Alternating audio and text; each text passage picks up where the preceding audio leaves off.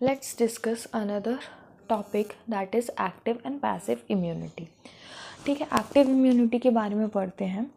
When a host is exposed to antigen, which may be in the form of living or dead microbes or other protein, antibodies are produced in the host body. This type of immunity is called active immunity. देखो, यदि host की body ही क्या बना रही है, antibodies बना रही है, विद इन बॉडी यदि एंटीबॉडीज़ बन रही हैं तो हम उसको क्या बोलेंगे, एक्टिव इम्यूनिटी बोलेंगे.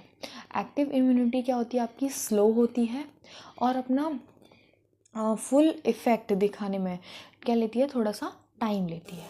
ठीक है, उसके बाद बोल रहे हैं injecting the microbes deliberately during the immunisation और infectious organism gaining access into the body during the natural infection induce active immunity. देखो, जो आपका आप वैक्सीनेशन करवाते हैं, इम्यूनाइजेशन करवाते हैं, उसमें क्या होता है, उसमें क्या करते हैं, आप क्या करते हैं, थोड़े से क्या करते हैं, क्या बोल सकते हैं उस चीज़ को, आप माइक्रोब्स जानबूझ के बॉडी में डाल रहे हैं ताकि आपकी बॉडी क्या करे, एंटीबॉडीज़ बनाए उस एंटीजन के अगेंस्ट, उस माइक्रोब के अगेंस्ट एंटीबॉडी बनाए और आपकी बॉडी में क्या हो जाए, मेमोरी सेल बन जाए. तो जब आपका सच में उस माइक्रो ऑर्गेनिज्म से जब आप सच में एनकाउंटर करेंगे, अभी तो आपने क्या है, डिलिबरेटली डाला है, जानबूझ के डाला है, तो आपने उस पैथोजन को वीकेंड करके, इनएक्टिवेट करके डाला है ताकि आपकी बॉडी जस्ट मेमोरी सेल्स बना ले और फिर जब दोबारा यदि आपकी बॉडी उस पैथोजन से एनकाउंटर करेगी तो आपकी बॉडी क्या करेगी, फास्ट रिस्पॉन्स देगी थोड़ा सा. तो यहाँ पे थोड़ा सा आपको वैक्सीनेशन के बारे में बता दिया गया है. ठीक है, उसके बाद पैसिव इम्यूनिटी की यदि हम बात करें तो पैसिव इम्यूनिटी में क्या होता है, हम रेडीमेड एंटीबॉडीज़ डालते हैं ताकि आपका जो फॉरेन एजेंट्स, जो भी पैथोजन्स आ गए हैं जो डिसीज़ कॉज कर सकते हैं, उनके अगेंस्ट आपको प्रोटेक्शन मिल सके. इसको हम बोलते हैं passive immunity. Do you know why mother milk is consider very essential for the new born infants. आपने सुना होगा कि माँ का जो मिल्क होता है during the starting month baby के जो रहते हैं उसमें वो बहुत असेंशियल रहता है. क्यों रहता है असेंशियल, क्योंकि उसमें अबंडेंट एंटीबॉडीज़ होती हैं. कौन सी एंटीबॉडी होती है, मदर के मिल्क में IgA एंटीबॉडी होती है. ठीक है, तो जो स्टार्टिंग में इनिशियल डेज में जो आपका मिल्क होता है वो येलोइश फ्लूइड होता है, colostrum secreted by the mother during the initial days of lactation. इसमें क्या होती है, एंटीबॉडीज़ होती हैं IgA to protect the infant. The foetus also receive some antibodies from the mother through placenta during pregnancy. और pregnancy के time placenta के थ्रू भी जो आपका इन्फेंट है वो एंटीबॉडीज़ रिसीव करता है from mother. These are some example of passive immunity. तो कोलेस्ट्रॉम जो कि इन्फेंट मदर से ले रहा है डायरेक्टली थ्रू द मिल्क, ये आपका पैसिव इम्यूनिटी हो गया. वो खुद तो सीक्रेट नहीं कर रहा, अपनी माँ की मिल्क से ले रहा है.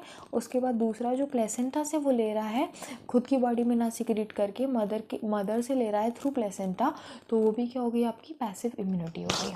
ठीक है, अब हम बात कर लेते हैं वैक्सीनेशन और इम्यूनाइजेशन की. ठीक है, द प्रिंसिपल ऑफ इम्यूनाइजेशन और vaccination is based on the property of memory और ऑफ द इम्यून सिस्टम. तो वही चीज़ मैंने आपको बताई, जो मैंने आपको ऊपर एक्सप्लेन करी है वही इधर लिखी गई है कि आप बॉडी में जानबूझ के क्या करोगे, इनएक्टिवेट या फिर वीकेंड पैथोजन डालोगे, उसको थोड़ा सा वीक करके आप पैथोजन डालोगे. और इनएक्टिवेट और वीकेंड वैक्सीन इसी को हम बोलते हैं. ठीक है, जैसे कोविड की वैक्सीन लग रही थी ना, तो कोविड के पैथोजन को हम जानबूझ के एंटर करवा दे रहे हैं अपने बॉडी में. तो जब वो हमने एंटर करवा दिया, हमारी बॉडी ने एक बार एनकाउंटर कर लिया कोविड के पैथोजन से, तो जब वो दोबारा सच में एनकाउंटर करेगी कोविड से, तो क्या होगा, हमारी बॉडी को मेमोरी सेल्स है हमारी बॉडी के पास कि कैसे फर्स्ट टाइम ये पैथोजन आया तो कैसे बॉडी ने उस पैथोजन को डिफीट किया था.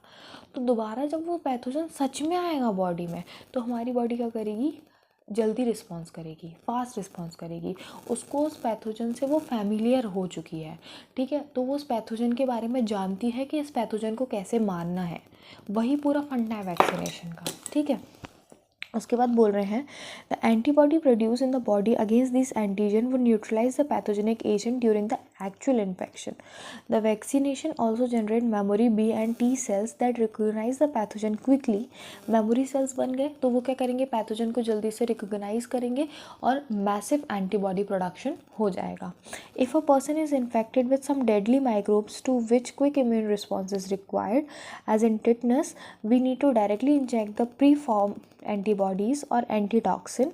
देखो यदि ऐसा कुछ इन्फेक्शन हो गया है, जब हमें इतना टाइम नहीं है कि हमारी बॉडी एंटीबॉडीज़ बनाए, हम उसका वेट करें, तो हम क्या करते हैं, प्री फॉर्म्ड एंटीबॉडीज़ दे देते हैं. जैसे कि even in the case of snake bite, जब आपका सांप काट लेता है तब भी हम पेशेंट को क्या करते हैं, प्री फॉर्म्ड एंटीबॉडीज़ देते हैं. तो हमारे पास इतना टाइम नहीं है कि हम वेट करें कि पेशेंट का जो बॉडी है वो बनाएगा आपका एंटीबॉडीज़, तो हम उसको प्री फॉर्म्ड एंटीबॉडीज़ देते हैं. और इस तरीके के इम्यूनाइजेशन को हम क्या बोलते हैं, पैसिव इम्यूनाइजेशन बोलते हैं. ठीक है, ओके.